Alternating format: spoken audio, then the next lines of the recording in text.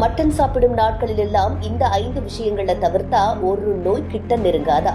சாப்பாடு என்றாலே சந்தோஷம்தான். அதிலும் குறிப்பா அசைவ உணவுகள் என்றால் சொல்லவே வேண்டாம்.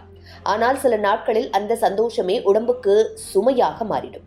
குறிப்பா மட்டன் சாப்பிடும்போது அதோடு சேரும் சில உணவுகள் உடம்புக்குள் பிரச்சனைகளை உருவாக்க தொடங்கும். அந்த நிமிஷம் தெரியாது, ஆனால் சில மணி நேரத்துக்கு பிறகு வயிற்றுல கனத்தன்மை, எரிச்சல், சோர்வு மாதிரி அறிகுறிகள் வந்து தொந்தரவு செய்ய தொடங்கும். முதலில் கவனிக்க வேண்டியது பால், தயிர், பன்னீர், லஸ்ஸி, பால் சேர்த்த இனிப்புகள் மாதிரி பால் சார்ந்த உணவுகள். மட்டன் ஏற்கனவே மெதுவாக செரியும் உணவு. இதோடு பால் சார்ந்த உணவுகள் சேர்ந்துச்சுன்னா குடல் இயக்கம் மந்தமாகி உணவு நீண்ட நேரம் குடல்லையே தங்கிடும். இதனால வயிற்றுல வீக்கம், வாயு, மார்பு எரிச்சல், சிலருக்கு வாந்தி உணர்வு வரைக்கும் ஏற்படும். அடிக்கடி இப்படி சாப்பிட ஆரம்பிச்சா உடம்பு எப்போதும் கனமான உணர்வோடு இருப்பது மாதிரி இருக்கும். அடுத்து அதிக புளிப்பு உள்ள பழங்கள், ஆரஞ்சு, எலுமிச்சை, அன்னாசி, திராட்சை மாதிரி பழங்கள் தனியா சாப்பிட்டா நல்லதுதான். ஆனா மட்டன் சாப்பிட்ட உடனே அல்லது அதோடு சேர்த்து சாப்பிட்டா வயிற்றுக்குள்ள அமிலம் அதிகரிக்கும்.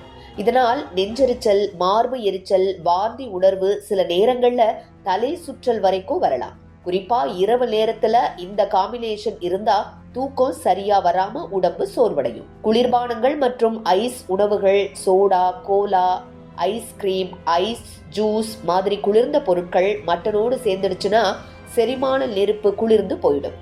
அதாவது உடம்புக்குள்ள உணவை உடைக்கும் வேகம் குறைந்து உணவு குடலில் நீண்ட நேரம் தங்கி வயிற்று வலி, வாயு, மலச்சிக்கல், சோர்வு மாதிரி பிரச்சனைகள் உருவாகும். அதிக கார்போஹைட்ரேட் இருக்கிற உணவுகள், வெள்ளை அரிசி சாதம், மைதா ரொட்டி, நூடுல்ஸ், பரோட்டா மாதிரி உணவுகள் மட்டனோடு சேர்ந்ததுன்னா ரத்த சர்க்கரை வேகமா உயர தொடங்கும். இதனால சாப்பிட்ட உடனே தூக்க வருவது, உடம்பு சோர்வடைவது, எடை கூடுதல் மாதிரி மாற்றங்கள் ஏற்படும். இந்த பழக்கம் தொடர்ந்துச்சுன்னா நீரிழிவு அபாயம் வரைக்கும் வழி ஏற்படும். இதையெல்லாம் தவிர்த்துட்டு மட்டன் சாப்பிடும் நாளில் வேக வைத்த காய்கறிகள், எளிய உணவுகளை சேர்த்துக்கிட்டே வந்தீங்கன்னா உடம்பு லைட்டா இருக்கும், சாப்பிட்ட சந்தோஷமும் இருக்கும், உடம்பு சோர்வடையாது.